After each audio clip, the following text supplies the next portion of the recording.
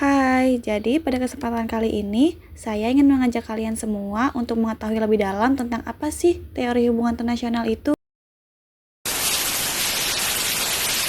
Hubungan internasional adalah bidang studi yang berusaha memahami bagaimana negara, organisasi internasional, dan aktor non-negara berinteraksi dalam sistem global. Berbagai teori telah dikembangkan untuk menjelaskan fenomena ini.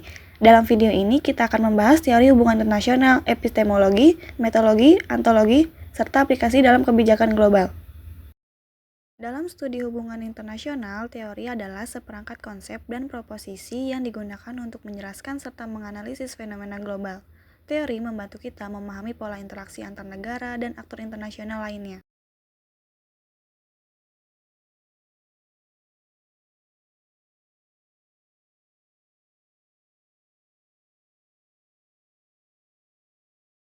Untuk memahami hubungan internasional, kita harus memahami 3 aspek utama dalam penelitian, yaitu epistemologi, metodologi, dan ontologi.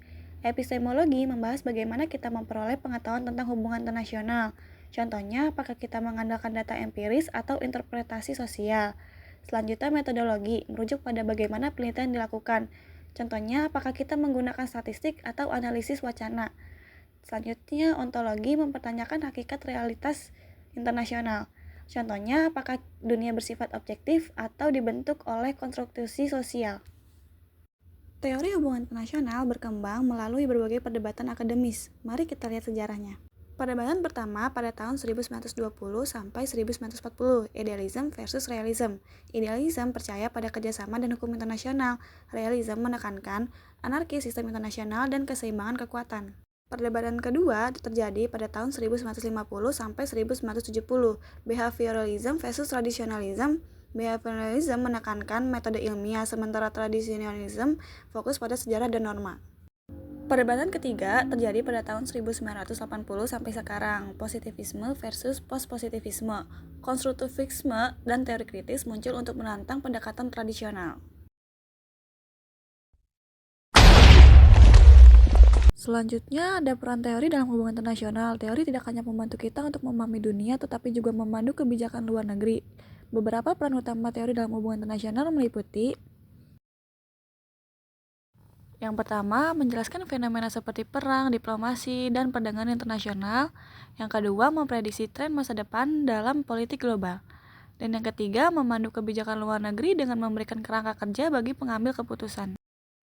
Berikutnya ada level analisis dalam hubungan internasional. Untuk memahami dinamika global, kita dapat menganalisis hubungan internasional dari 3 level berbeda. Yang pertama, level individu, peran pemimpin seperti presiden atau diplomat. Yang kedua, level negara, kebijakan luar negeri berdasarkan faktor domestik. Dan yang ketiga, level sistem internasional, struktur global yang membentuk interaksi antar negara. Aplikasi teori dalam isu global. Mari kita lihat bagaimana teori-teori ini diaplikasikan dalam isu global. Realis digunakan untuk menganalisis persaingan kekuatan besar seperti Perang Dingin. Liberalis menjelaskan peran PBB dan Uni Eropa dalam kerjasama internasional. Konstruktivis mengkaji perkembangan norma hak asasi manusia. Teori kritis menganalisis ketimpangan ekonomi dan politik dalam globalisasi. Teori hubungan internasional adalah alat yang sangat penting untuk memahami dunia kita yang kompleks. Dengan memahami berbagai pendekatan, kita dapat mengembangkan perspektif yang lebih kaya dan mengambil keputusan yang lebih bijaksana. Jangan lupa untuk terus belajar dan mengeksplorasi bagaimana teori ini dapat diterapkan dalam kehidupan nyata. Sampai jumpa di video berikutnya.